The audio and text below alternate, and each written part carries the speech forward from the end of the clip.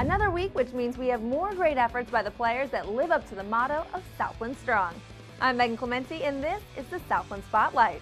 In football, a Bearcat back makes history again, and the nation's second-ranked FCS team falls in Nacogdoches. History is made on the soccer pitch, and in volleyball, a busy opening weekend of play. Timothy Flanders continues to rewrite the Southland record book. The Sam Houston State running back rambled for 157 yards and 2 touchdowns versus UIW Saturday night, and in the process became the conference's all-time leading rusher with 4,720 yards. His 41-yard touchdown gallop in the third quarter earned him the top spot, passing Claude Mathis of Texas State, who set the standard back in 1997. While Flanders deservingly got the headlines, quarterback Brian Bell was also outstanding. He threw for 285 yards and 4 scores. 2 of those went to Torrance Williams, who had 9 catches overall for 122 yards. The Bearcats beat UIW 52-21. Stephen F. Austin hosted second-ranked Montana State at Homer Bryce Stadium, and the Lumberjacks wasted no time in showing the visitors they meant business.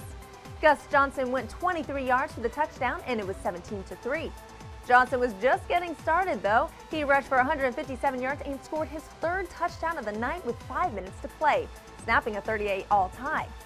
Then Artavius Hippolyte, the Defensive Player of the Week, nailed down the win with a pick-6 with less than 30 seconds to play. SFA rolled up 567 yards of total offense and bounced the Bobcats 52-38. The people that didn't come out missed a heck of a game. It's I guess the ones that saw it on TV enjoyed it, but the thing you asked me what it means to me, it really means that I'm so proud of these players. Our players grew up today. McNeese State closed out its 3-game homestead by hosting Weber State. Wallace Scott got the Cowboys on top late in the first quarter with a 69-yard interception return for a touchdown. On a rainy night in Lake Charles, they then leaned on the running game. Marcus Wiltz rushed for 140 yards and a touchdown. Kelvin Bennett backed him up with 122 yards and 2 scores. McNeese State remains unbeaten at 4-0 with a 43-6 win. Lamar hosted Bacone College, and quarterback Caleb Berry fired a pair of first-quarter touchdown passes, and the Cardinals were flying high. Berry had 4 TD passes on the night, while Cade Harrington did the rest. The freshman running back had 143 yards rushing on just 7 carries, won a 50-yard sprint in the second quarter. Lamar shuts out Bacone 53-0, its 2nd straight home shutout.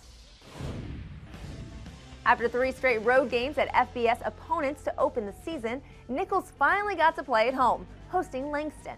It was a slow start for the Colonels, but Bo Hebert threw a pair of touchdown passes in the second quarter, the second going to Marcus Washington with 30 seconds to play in the half. 21-16 at intermission. We're our worst enemy.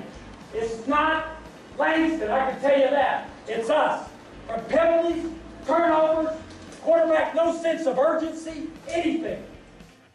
And the message was received as the Colonels in Washington then got it done on the ground. He rushed for 121 yards and a third-quarter touchdown. Nichols went on to win 42-22.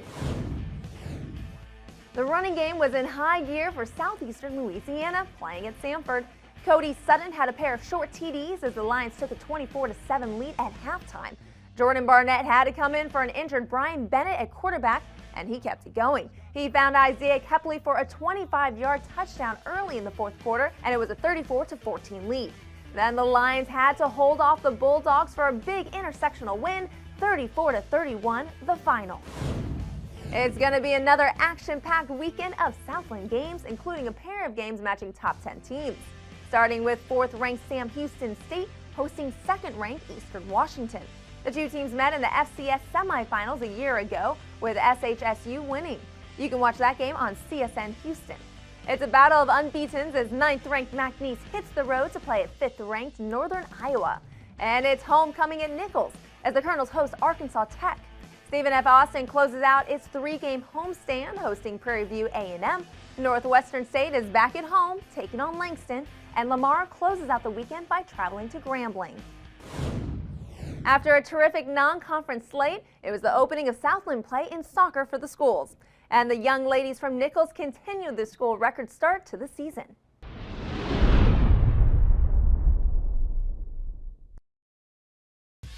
The Colonels opened league play with a Friday game versus McNeese State, and it was all Spencer Valdeспino.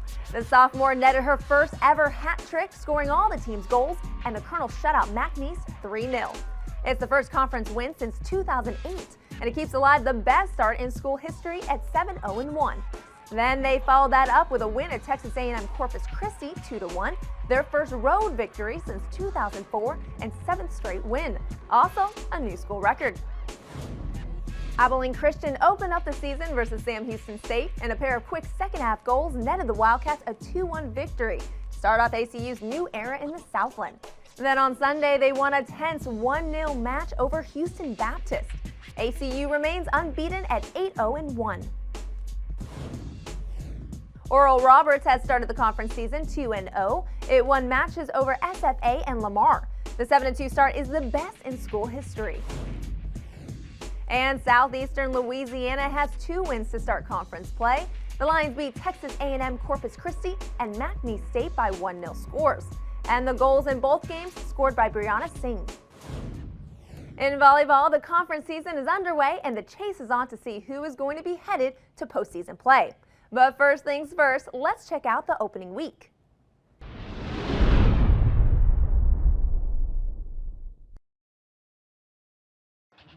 The early lead is held by SHSU for only the second time in the last 8 seasons. The Bearcats are off to a 3-0 start. They had a pair of 3-0 wins this past week over Nichols and McNeese State. Oral Roberts has opened the season with 10 overall wins. The Golden Eagles are 2-0 in conference play. The Golden Eagles swept its first Southland matches of the season versus UIW and ACU. And Central Arkansas played 3 matches in 3 days, never losing a set. The Sugar Bears won the conference opener versus ACU, then picked up a non-conference sweep of Louisiana Tech. And just to finish strong, they beat UIW in straight sets. Inclement weather hampered cross-country this past weekend. Only Northwestern State and UIW saw action. NSU's Mitch Landry and Annie Fillers earned Runner of the Week honors. We almost hate to see September come to a close because there have been so many outstanding performances. But who knows, there may be better ones coming in October. So as they say, stay tuned.